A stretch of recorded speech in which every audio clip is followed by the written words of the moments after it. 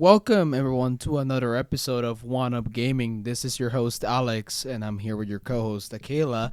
And today we are gonna be diving deep into one of the games that we looked at in June in the Nintendo Direct. You guys probably know what I'm talking about here. Is the Legend of Zelda: Echoes of Wisdom, which we finally got, were able to finish after all the games that came out in the last couple months. And yeah, we're very excited to talk about this one. So, Akela, tell me just a little bit about the premise, and we can get this started. Yeah, of course. So anybody who saw the Nintendo Direct knows that this is a game about Zelda. So you are going to be playing her as the protagonist instead of Link.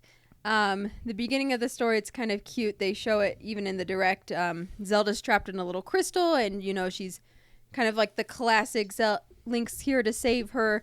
And then what happens is he gets sucked into this thing called a rift, and then she is left to save the whole kingdom from all of these rifts. And part of her job and her quest is to find Link and to figure out kind of what's going on with all of these things, and obviously save the kingdom just like Link normally would, but instead you get to be Zelda, which is super duper awesome in my opinion. Yeah, and to add to your point here, or at least to what the premise is, Zelda will have a companion with her, with his or her name is Tri.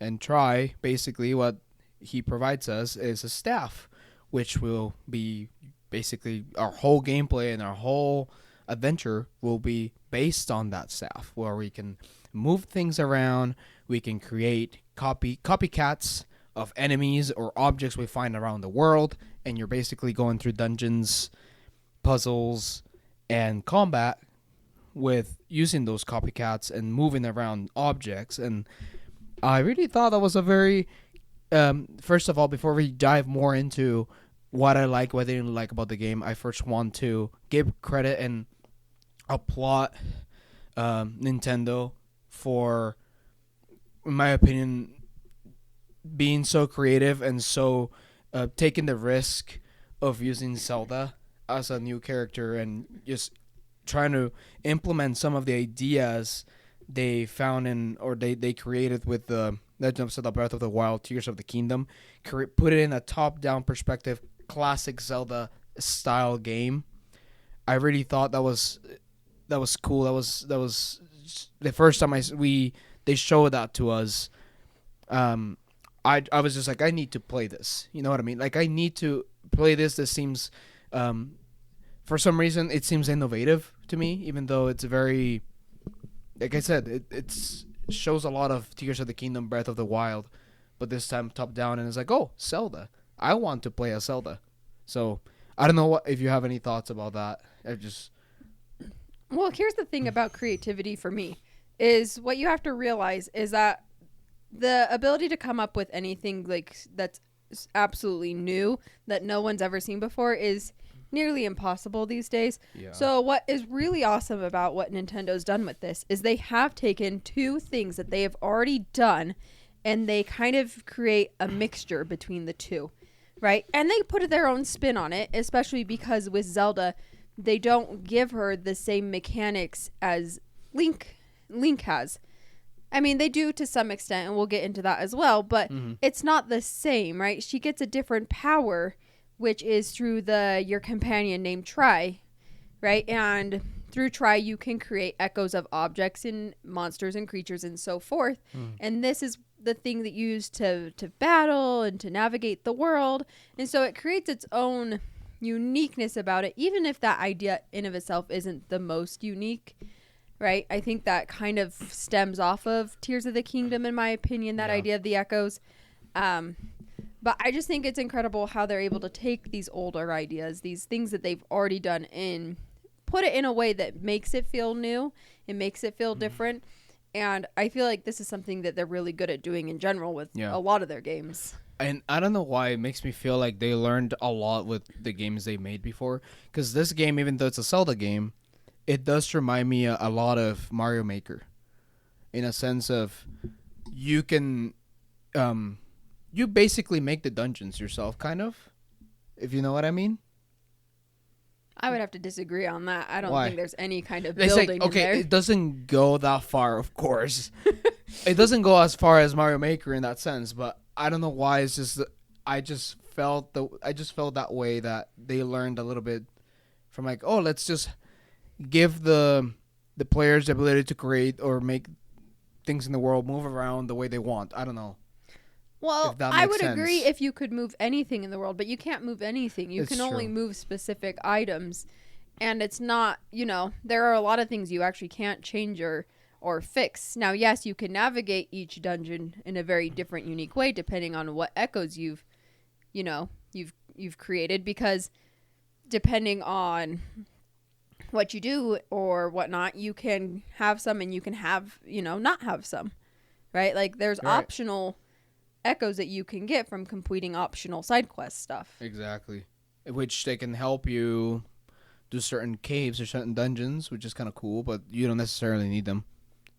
It's kind of interesting because, like, your playthrough is completely different than my playthrough. Just hearing what you've been telling me about the game and you hearing my experience is just kind of interesting. And you did a couple more side quests than I did. Or, also, like, you did some dungeons way differently than I did. And that's something we expect from Zelda, definitely. So let's move on. Let's deep dive a little bit into the gameplay aspect of the game. Akela, what would you say are the things that you love the most about the gameplay in this game? I think I loved. So here's the deal. Hmm. I'm gonna say that I love and I hate the same thing. So, because the whole point of the gameplay are these echoes. Like they are the core of the game, right? Yeah. So to some degree, I really loved them. I really loved being able to take objects and use them creatively to specifically climb around and get up into places, right? Like that's what I find fun, because exploration and puzzle solving is definitely my jam. So every time I'd use these echoes of these different objects to get around, I loved that. I thought it was so cool. It was so awesome. Yet on the flip side, right, I ended up finding that I defaulted to about the same, 4 or 5 echoes. And as I progressed through the game, some of those became irrelevant because I got new ones. So I'm going to give an example. At the beginning of the game, one of the first echoes you get is like a little short table, a big box, and a bed. Like those are the big 3 that I remember. And they're almost... Sorry, I'm just going to say... They're the big 3 through almost the whole game, I will say. Well, yeah, but here's the deal. Is I used the bed the most, probably at the beginning. And then I found a trampoline. And a trampoline became one of my more favorite ones because it helped me get higher up, right? But then I beat all of the Zora stuff, and I was able to get a water block. And I discovered that was my new favorite, because all you can do is you can just spawn it right in the same spot, and they stack and they get higher. And so then I could reach higher places just that way. And it was like 10 times faster than trying to do the beds or the trampoline. And then later I got a cloud doing the Hebra mountain. I think that's how you say it. Yeah. Or Hebra mountain. I don't know. But in that mountain I got a cloud, and I found that was even better than the water or anything like that, because I could now spawn that in places where I didn't need ground underneath it. I could just span it into the space and air. I actually thought the cloud, not just that was the greatest part of the cloud. I understood after, because I remember asking you, like, why is this cloud so special? Like, it does the same as the bed does. I actually think this one other thing that makes the cloud special is that the clouds, you know how the echoes disappear eventually? So, like, for example, your bed, like, if you make, like, 6 beds, if you make one more, the bed that you made first will disappear. Hence, the whole structure just collapses. What's great about the cloud is that it doesn't collapse, because clouds float. Well, that's what I mean, is you can put them in the space and air and they won't fall over. Yeah. Oh, okay. Yeah. I guess the same thing, just said differently. No, but I get what you're saying is, yeah, I would just walk across an open area and I just create a cloud and jump to the next one each time, because I don't have to worry about creating the next one I create destroying the one I'm standing on, right? So, yeah. like, I loved that, but it did make a lot of the a lot of the echoes feel irrelevant after a period of time. And even some of them, as soon as I got them, they were irrelevant. It was more like I just collected them for the sake of collecting them. Yeah, I really think. What was the one? There was the one that was like the torch. It was like not a torch, but it's like kind of. It looked like a grill. I call it a grill. Do you find them all over the place in the Hebra Mountain as well? Because it keeps you warm. So it's like you get that one like at the beginning of the game. I never used it up until that part, which is like almost end game kind of part. Yeah. And it's like, or at least a little bit over halfway through the game, and it's kind of like, oh, all of a sudden I have to use this one that I didn't use through the whole game. And I was just like, it's just weird. And yeah, you just find all these echoes from like enemies as well that, in my personal opinion, I always defaulted to the same couple of them. I don't know about you. I think you told me you use moblins the most. You just spawn a bunch of them. I just defaulted to grab like the most powerful ones and just use them. Well, I would do that too sometimes, but in certain situations, like let's put it this way. If I had 5 bats flying around that I'm trying to attack, my most powerful guy doesn't have something to throw. My moblins with spears, they can reach the bats. And the bats are tiny, so you need more chances to hit the bats. This is my thinking here. Yeah. So if I spawn 5 or 6 moblins, one of them's bound to hit the bat eventually. What did I use for that? I think I just went straight to Link mode and just killed them. Well, sometimes some of us don't have enough energy for that. I mean, you have smoothies for that, remember? Some of us would go through smoothies very quickly. Anyway, going back to the echoes, I do agree with you in the sense that I really enjoy exploring the world. The world was very fun to explore with, but again, I defaulted to the same 3, 4, I would say almost about 6 echoes, which was the water one that you mentioned. It was the bed. I didn't even use the table anymore. Just in a certain areas that I kind of felt like required to use for some reason. I sometimes use the tree. Yeah, the tree was good at the beginning, especially. Yeah. I mean, if you guys don't know what the tree is, it was just the tallest structure I guess you can build and make you go a little bit, get a little bit higher if you want to get to higher places. But I would say the one I use the most to get around the world and get up like on top of trees and in general, it was the beds, because I would just make stairs with that. Yeah. Yeah. And then after that was the clouds, but I barely even used them because it was like I said, a third, like almost to the end of the game, at least in my playthrough. So. Yeah. Well, so moving forward with some of these other gameplay mechanics, right? I figured the next one I think is actually worth talking about is that Nintendo knew that people would probably get frustrated with this new mechanic, right? Of only being able to spawn echoes, because Zelda herself can't actually fight. She doesn't have any attack herself. Right. So, I mean, for me, this did cause a little bit of frustration, I will admit at times, because I felt like I would just spawn the enemies, my echoes, and then I just watched. I'm like on the sideline just watching. But in order to fix that, they did give you the ability to almost become a Link, basically, and you get to have his powers, which means you get the bow, you get a sword. In later game, you get bombs, which I didn't find very useful because they came so late in the game. Yeah, I never really used them, and I just like I said, didn't want to waste energy for using them because I know I could have used them in a couple times. And I just rather go, okay, I'm just going to make an echo of the fish bomb. Yeah, the bomb fish was my favorite. Right, because I would really just want to use the bombs for, getting around the world and exploring, finding new things. Yeah. I never really used them for attacking. I think probably I used it one time that I felt required to use it. Because, I don't know, there were a couple blocks that were there was this cave I was in. And there were a couple blocks that were broken. There was and there was no platform to stand right next to it to use the fish bomb. So I had to throw a bomb right on a certain, had to time it very well to throw it. But Other than that, I never really used it. Yeah, but I think at least they gave you those options, and I think that's super, super smart. Because there were many times I was like, oh, this is taking too long using an Echo. So you just go turn into Link, and it cute, does this cute little like Link music, so you knows you're him, and then Yeah. and then it's it's on a timer. And the cool thing is as you go throughout the game, you can upgrade. You can upgrade the amount of energy you can use, and you can upgrade your sword and your arrow and all of that stuff, so they're more powerful. Which I have to add to that. I most of the time forgot that you could do that.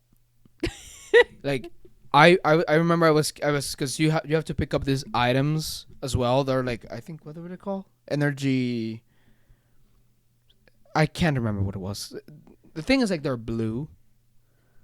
They're blue, and you're picking them up through the world. You sometimes pick them up fighting bosses, or you just find them around just randomly in the world. And usually you need about 10 of those or 20 to upgrade your bow, upgrade your sword, or upgrade your timer, because your energy level is like your energy bar is basically a timer. Yeah. And I remember just picking them up, and I had like 25, and I was like, okay, like I always forgot that I could just go and just upgrade. At the end I did, but like at the end of the game pretty much. Yeah, I made that high priority to at least upgrade the energy bar, so it was bigger, because for me, I don't care as much about power. I was more about like, I just need more time to be able to do it.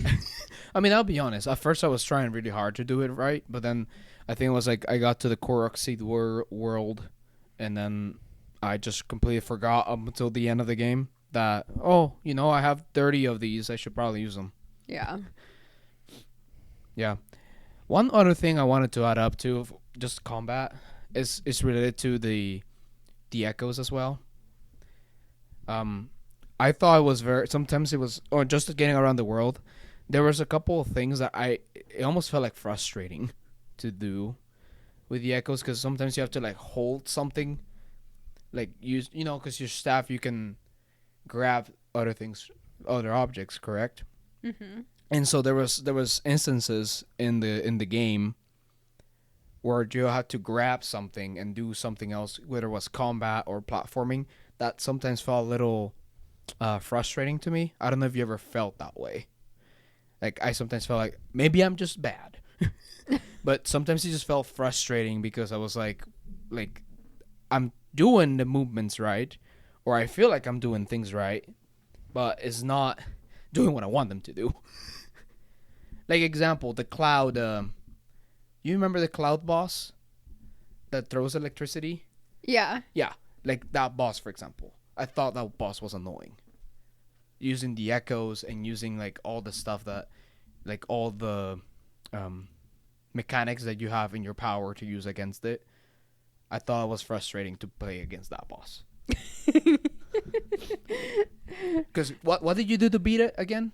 What did you do? I just trapped him in the middle. Exactly. And how long did it take you to do that?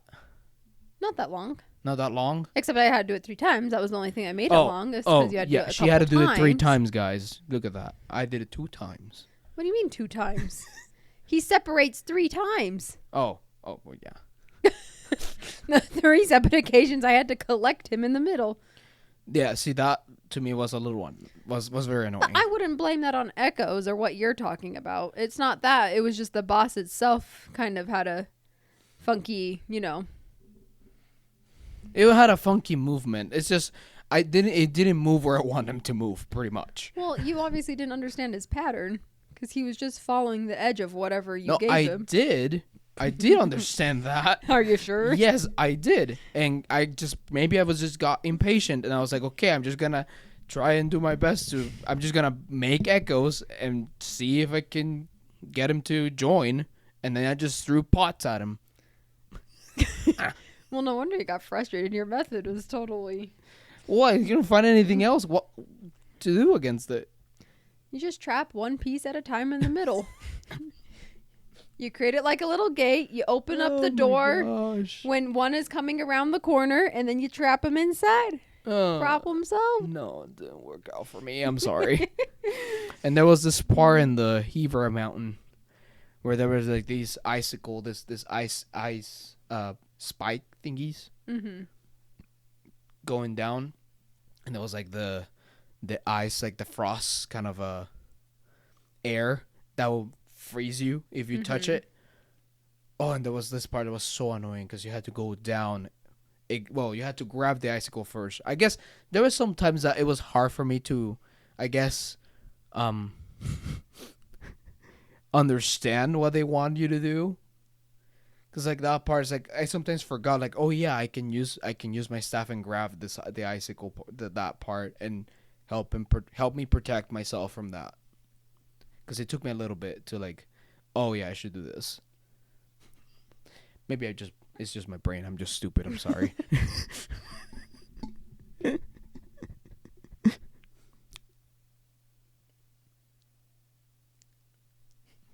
All right, moving on to the next. Sounds like a good deal. Moving on. What else do you want to add? Do you want to add anything else for gameplay? Well, I mean, if you think about it, there's actually a lot of little things in this game that maybe most people aren't going to think about. So one of the things that comes to mind are the little things you can wear. Yeah. I thought that was kind of fun. One thing about mechanics that really irked me, though, was Zelda's jumping height. Like, especially just like when she's normal, she can't jump worth crap, like, at all. Like, she can't even jump over little, like, it felt like she couldn't even jump over certain little things. Yeah. And eventually you get an item that can help you jump higher, like how Link would in these games. And that made everything feel so much better. But it was annoying because I was like, there were all these moments where I was like, it's a tiny little ledge I'd have to jump over. And I'm like, I have to get a freaking trampoline, or I have to get a freaking, bed to get over this, what felt like a tiny little ledge. And I feel like, I should have been able to just jump over something like that. So that was something that I felt was a little annoying about the mechanics with Zelda, is just her bad jumping. I am glad, though, they gave you an item that you could equip to help with that. Although I do feel like they had a bunch of those items, and some of them were very useless, and some of them were okay. I don't know if you looked at them much at all, if ever, when you played. Yeah. I mean, yeah, I pretty much, once I got the jump item, that's all I had through the whole game. Because what else? Why would I have something else? Well, there was one that was like damage reduction. I liked that one. Yeah, I never used. I mean, I probably used it at first. Like I was using them. I was changing them because there was the one that helped you walk on sand, like moving sand. Huh. That you got in Gerudo. There was a damage reduction one. I think there was a couple other ones. There was one for climbing. I didn't know. I didn't understand why that one existed. I didn't even understand why there were smoothies about climbing, because climbing was, I mean, I think it says you can climb faster, but there weren't enough areas to climb that I felt like I needed it desperately. Like, oh yeah, I need to climb faster here. It's like, no. This is one thing, yeah, with all the smoothies, we're going to talk about smoothies here, because I know you said that you felt they were kind of useless. You just ate the food directly.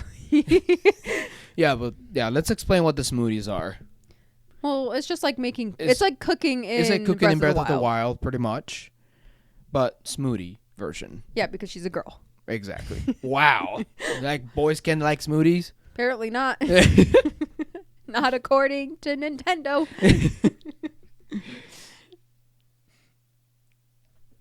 Oh, okay. So, with the smoothies then, right, they do a lot of things that make me think of Breath of the Wild, but a lot of them were just so useless.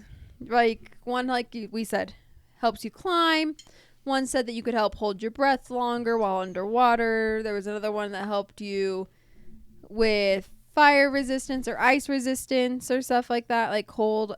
I think there was one that helps you, like, electricity, like, immune. Was there electricity immune? There sure was. Was there? Uh-huh. If you use the apples, the electro apples, yeah. Oh. As you can tell, I didn't. Well, that's the point, right? It's like the only ones that were, in my personal opinion, useful were the ones that helped replenish your health, right? Your heart's like normal. Of course. And then the ones that gave you energy for Link mode. Yeah. Those are the only two that really for me were important. And it was kind of interesting because I thought about Breath of the Wild and I'm like, there were times when I was running through the rainy forest in that game and you'd get struck by lightning. And you're like, yeah, I need resistance to lightning. You know, and you felt like the foods that helped you with those things were more important. Or you'd go into the mountains there and you would freeze so fast. I actually thought when we were going to that part of the game, like the mountain or the volcano, that we were either going to try to get like a suit for that or we were going to need more smoothies for that. So I got prepared for that, actually. I actually got prepared for that. And I didn't even use it because part of the reason you have the mountain there. Like the mountain, for example, and you have echoes that help you already to keep yourself warm. You know what I mean? Yeah, but that's not even the only problem, though, is half the area on the mountain didn't even require you to need warmth. Right, because... Like, all the main quest areas that you had to walk through didn't. It's just at the beginning when there's like a snowstorm going on, but then you meet this guy, this Yeti guy. Yeah, Yeti, basically. And pretty much he tells you, oh, let's go inside because there's a snowstorm. Let's wait until the storm passes. And the storm passes and you're no longer getting cold from the mountain. And the only times you get cold is through water in that area because the water, of course, is freezing cold.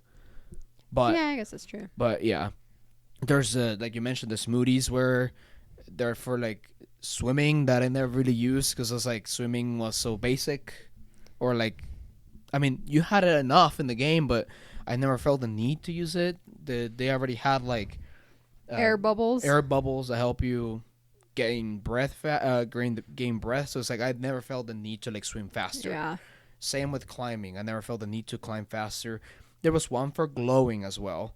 I don't know if you ever saw that the smoothies for glowing, which I can see why those were there because there were places that were dark. But were there?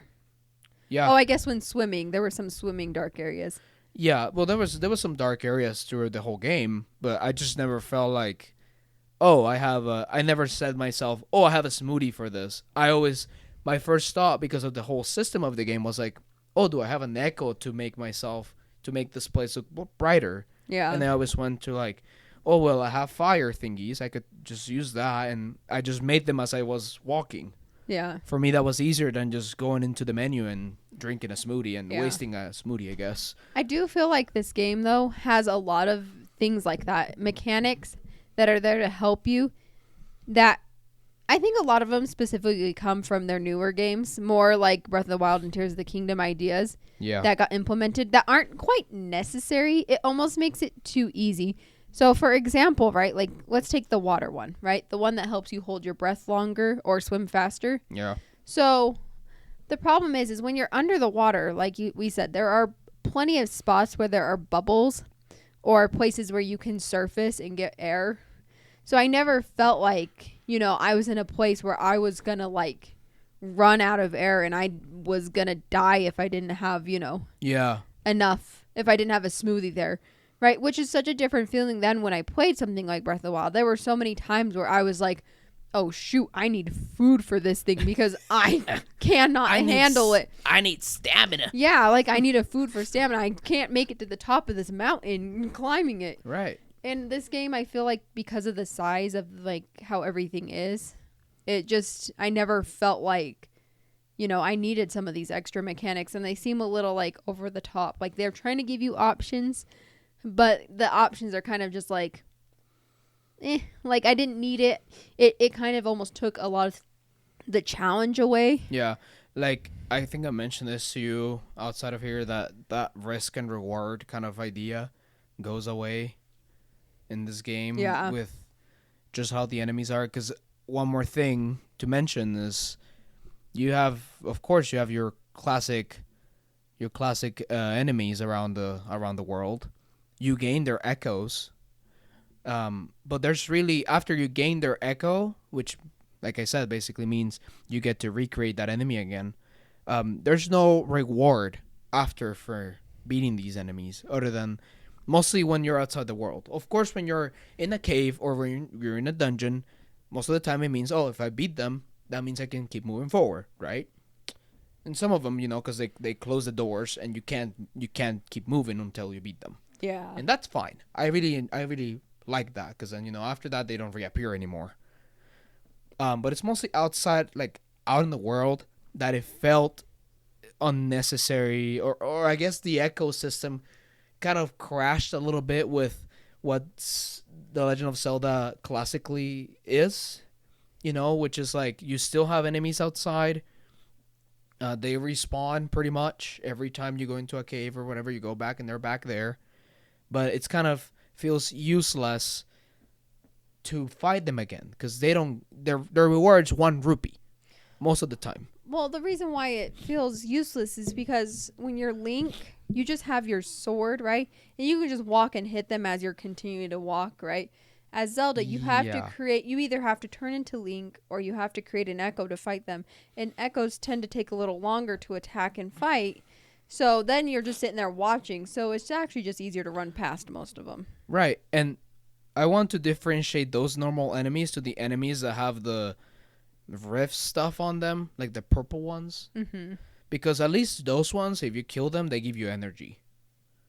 You know what I mean? Yeah. So it's like if you're out of energy for becoming Link, you can gain the energy back. And sometimes that can also clash because I felt always, oh, these guys are purple. They give me energy. I can use Link because if I use Link, I can kill them fast. Hence, I don't waste energy because I gain the energy back. You know what I mean? Yeah. So it's like the combat kind of clashes in that way, which made the world a little. It was fun to explore, but it felt a little bland in terms of combat to me. Sadly. Yeah. I could see that for sure. Yeah. I mean, I've never been a combat girly. I think I've made mention of that before a couple times now. But so for me, like, I don't care if enemies are boring to fight and not worth it. Yeah. I'm going to run past them either way if I can. Well, tell me about exploration because we also talked about the chest. Some chests don't even feel rewarding either. Well, here's the I deal think. is that I think that comes more from classic Zelda, right? Yeah. Is that the rewards are either items, so like food items, or, one of them were these weird monster stones. I never knew what are those for. They're just for collecting. You just collect them for the sake of collecting them, from my understanding. Really? Yeah. Wow. Anyways, or you can collect rupees, right? And I found that I had a plethora of rupees, and the only reason why I would seek out chests was mostly for the sake of finding a chest. Like that satisfaction of doing it. Just a completionist within ourselves of trying to complete the game. It's Yeah. like, oh, there's this dungeon. I want the chest. I want to get all the chests in here because I don't want to come back, right? I just want to get it all done, right? Yeah. So that kind of idea. Yeah, same thing. But I will admit, I feel like some of the lower level dungeons were not the greatest. They're not bad. I don't want anybody to think this game is bad because it feels like we're bashing it a little bit right now. And that's not the case. It's just I think this game does everything at a good level, right? It doesn't do anything exceptionally incredible. It doesn't push any of the mechanics to a point that you feel challenged. It kind of makes me think in a sense like when we talked about Astrobot, like it was just pure plain fun. It was just an easy action game, I mean, I don't even know if it's considered an action game, but kind of like a simple adventure game that I thought was fun, but there were definitely a lot of things that if I had to play the game any longer, I think I would have eventually gotten super bored because Yes. Yeah. there was only so much I feel like they could do with some of the ideas they had in this game. Yeah. And I mean, the game has side quests, which some of them were fun to do at first. But then eventually, yeah, like some side quests seem very repetitive, in my personal opinion. Mm-hmm. I mean, I know they're trying to be cryptic in some of them because they tell you, oh, I wish I could see, like, when I say repetitive, it's like the ones that they're like, they want you to summon an echo for them of a monster. Because I feel like I saw them all over the place. Yeah, there were quite a few of those ones. Right. Which, I mean, I think they're fun. I think for a little kid, this will be fun. Because it's kind of like, Well, it motivates you to go look for echoes. I think that's kind of the point. Why and I gotta figure out which one is it, right? Because like, for a little kid, it's probably be a little bit harder. For me, that I'm 20-something years old, it's like, oh yeah, it's obviously this one, right? Yeah, it's not that hard to get, but I guess for a 10-year-old, it will be more satisfactory to do that. Yeah, I think my favorite thing that I enjoyed doing the most was actually rifts. And I really love doing like the smaller ones too. And it's basically you just go in and you just have to find all of your companion tries friends. Yeah. Because as you find them, they help, him upgrade and get better. And then, obviously that helps the plot of the story. So you can fix, all the problems. Yeah. But I thought those were, I think, my favorite part. Like, I loved finding them. I loved going in and, just exploring rifts because the rifts, they, nothing was in its normal place, right? You had, like, ground and trees and things turned around sideways and everything was floating off in weird chunks of, this and that. So I thought that was fun to explore. And I feel like using the echoes to navigate those was a lot more fun because the way those worlds were built were, I just think a little bit better. Yeah. I mean, personally, I think the game itself is very fun. Like, I wouldn't say I would not recommend this, It's a very fun game. Oh, yeah. But would I say this is, like, one of the top Zelda games out there?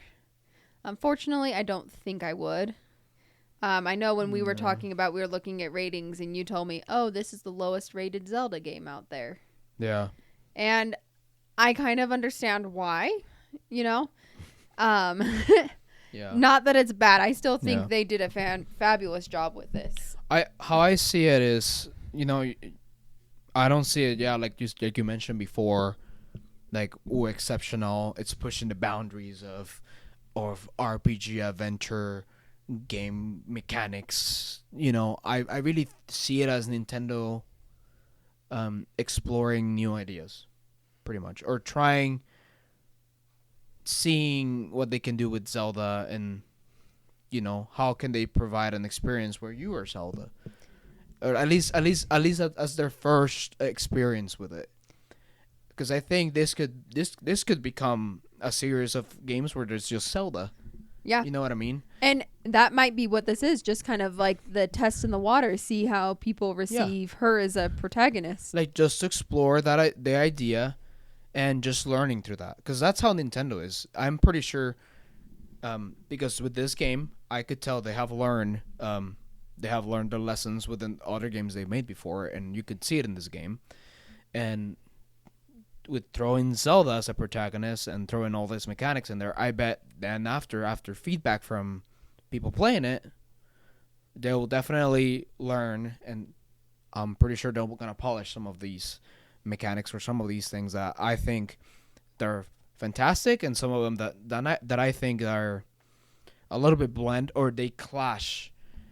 I think a lot of these mechanics clash. I will say, like I mentioned, I think as a dungeon puzzle experience, it's very cool. It's a very good game for puzzles. I will say combat is very bland. Yeah. I think that's because I don't think the echoes with combat, they mix very well. I think if you had echoes for puzzles but not for combat, will be a better game. Or just don't put combat in the game and just make it a pure puzzle platforming kind of game. Yeah. But then, because let's be honest, I don't feel like I really needed any of the echoes that were monsters and enemies, right? Yeah. The only reason why I had them was to attack other enemies. And this is one thing that we had discussed before today in another conversation, is how we wish that the puzzles, they did some kind of similar things as in Breath of the Wild when they did puzzles. So in those ones, right, you go into like the shrine things, and they would sometimes limit you on what you could use. Like, you couldn't use certain abilities, or you couldn't do certain things in those places.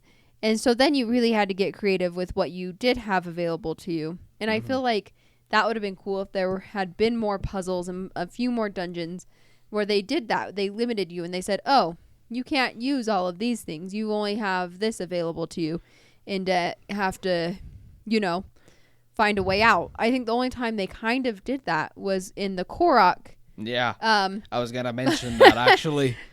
One of them, you do a rift, and then for helping them, they put you in jail. I thought that was absolutely ridiculous. I was like, these idiots.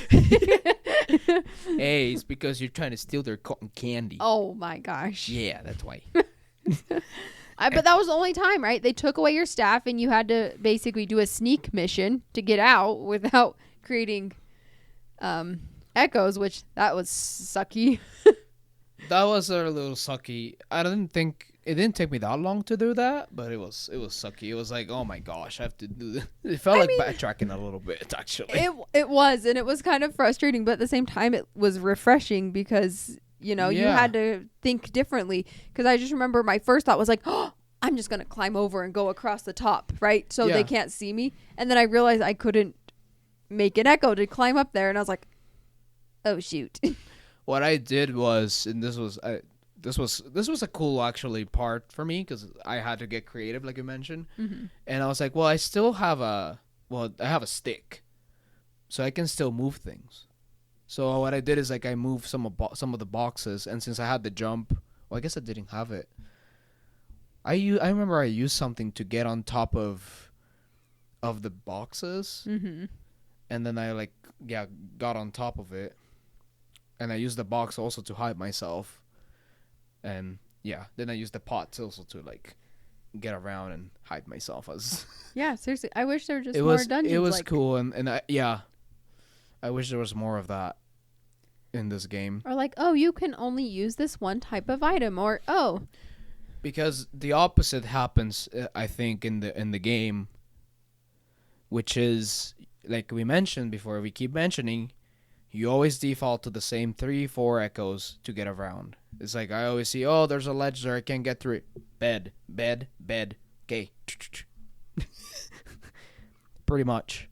Or sometimes it was like, oh, table, box. And get there. Or sometimes you had to get creative with it. I think sometimes you had to create a couple of them to get a little bit higher. Because I remember I was trying to get in some places that were a little too high. And I was trying to be like, okay, table, box, tree. Yeah. That part was a little cooler for me when I was trying to do that. But then as you go through the game, you basically get more ability to put more echoes. So at that point, it's kind of like, I just make a bunch of beds or a bunch of clouds. Yeah. And just get whatever you have to get there, Yeah. I think I can only think of a handful of times where I had to get creative with echoes to the point where I had to kind of search a little bit because I was so confused. Yeah. So, for example, I don't remember where you are, but there's this part where you have to do a swimming in the water level, right? And they've got these waterfalls that are creating currents that push you down. Oh, yeah, I remember that. So, that was super crazy because I was like, how do I swim past this? And there was nothing that was going to get me past it and all of that. And then this is when I had to search up. I'm sorry, I wasn't smart enough at the moment.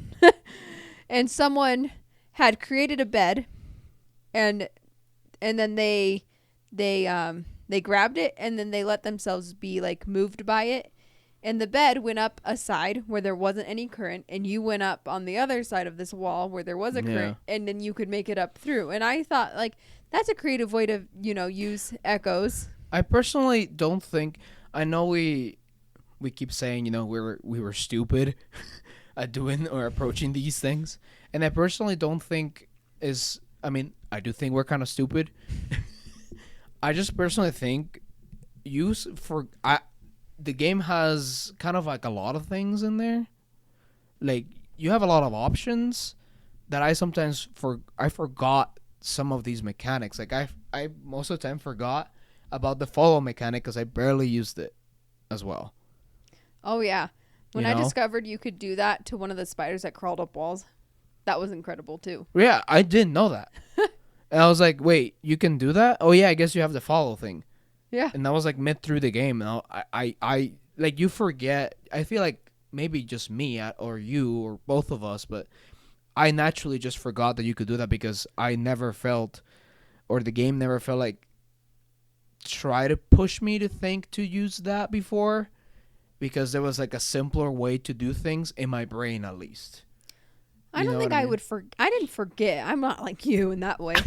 I just, like I don't think about how like, oh, this object can do this and I can, put this here on some of them. It was more like that. I guess I try to go out of the way the game wanted me to go to do things, which in my brain at moment was like, oh, this is simpler to do this instead of just reading the actual mechanic. But yeah, that's pretty much the game. I mean, do you have anything else to add up to this? I mean, I think we could talk about enemies. I don't think there's anything special about enemies. You see a variety of enemies, people, characters from both older and newer games, which I think is fun. Yeah. But I don't think there's anything special about any of them particularly. I would say, I mean, I know it sounded like the game is a little easy. I died more than a couple times. I got punished a couple times for being stupid. Mostly during combat. What's great about this game, I'll say, is like you'll fall a lot. Like, you'll fall a lot and you don't get punished by it. Like you just come back and your health doesn't get you don't get hurt by it. Yeah, thank heavens. Because do you remember how many times I fell? I'm pretty sure there was one moment where I was playing and you were sitting next to me and all she's like, ah! 2 seconds later, ah! And I'm like, oh my gosh, I'm so sorry. I just can't make this jump. That happened to me a couple times. Happens to all of us. No, but seriously, I think it's a really, really good game overall. I really enjoyed it. I had fun. I don't think it's a game I could play forever on end. I finished the main story, and I thought it was actually a pretty good little main story. It was fun. It included both Link and Zelda, but like most of their games, I would say, especially now, are it was kind of on the simple side of things. Yeah, which they don't have to get complicated in every game. No, I really think this was a great AA game, or AA level game that they made. And I mean, for being what it is, I really think it's a good game. I mean, I expected more from the Pucky Squire, for example. Gotta bring that one up because I'm still pissed about it because I paid for it, and I was bored to tears. And definitely this game, even though I felt a little, it was hard for me to finish because I saw you play Metaphor and I was like, I want to play that game.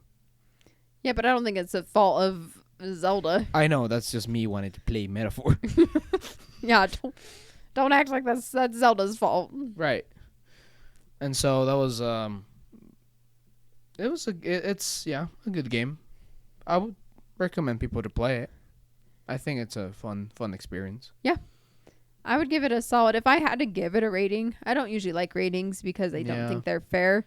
But if I had to, I think it's like an 8.5, 8.5. Yeah, I would think it's like an 8. In my personal opinion, like it's solid. It does a really good job at what it wants to do.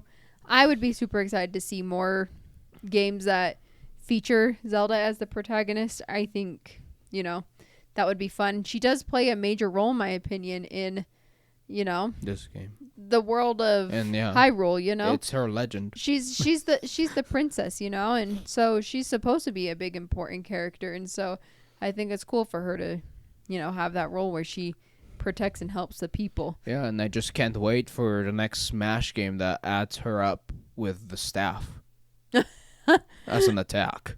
Oh my gosh. That's gonna be fun. You can grab the enemy and you can just throw them straight to the pit. Wouldn't that be fun? Oh my gosh, I love that. I think that would be cool. Just an idea for Nintendo. You know, Put her in Smash. just make a new Smash game. Give her the staff, and with the staff she can summon enemies. She can summon platform thingies. She can summon the fish bomb or a bomb, whatever. Yeah. And then as an ultimate attack, she becomes Link. Echoes of Wisdom Zelda for Smash. Okay, Nintendo, that's what we want. That will be a toxic character. Oh yeah. It's grab you and throw you to the pit. That will be fun. That would be OP. They'll probably she'll probably be OP in like the first weeks, then they'll nerf her. Nerf her. Yeah. All right. I think we're just gonna wrap things up here. I think we got our thoughts out here about Zelda. Such a good game. So, guys, we're gonna be wrapping it up. Please follow us on Twitter. We're there as One Up Gaming PD. We're also in YouTube now as One Up Gaming. And you can have us, of course, in Spotify as One Up Gaming as well. And so, just, follow us there. We post content every week, or at least we try. We try to play our games fully, 100%. I know some of them will be hard, too, because, they're long. And, talking about them sometimes doesn't take that long, but yeah. Thanks, guys, for having us over here, and we'll see you next time.